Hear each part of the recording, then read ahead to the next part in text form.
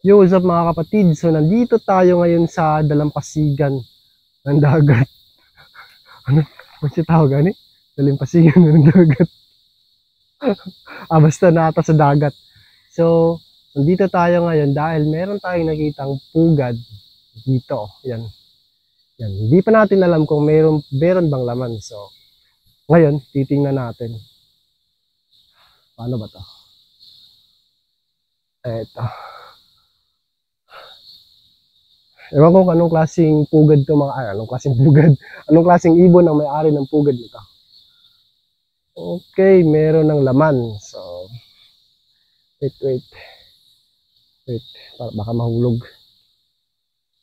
Yan. Meron na siyang laman mga kapatid. Ito.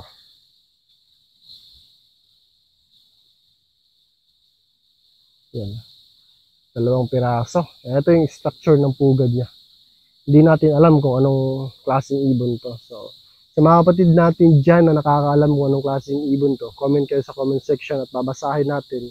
Titingnan natin kung sino yung makakuha ng tamang sagot. So, yun lang mga kapatid. Salamat.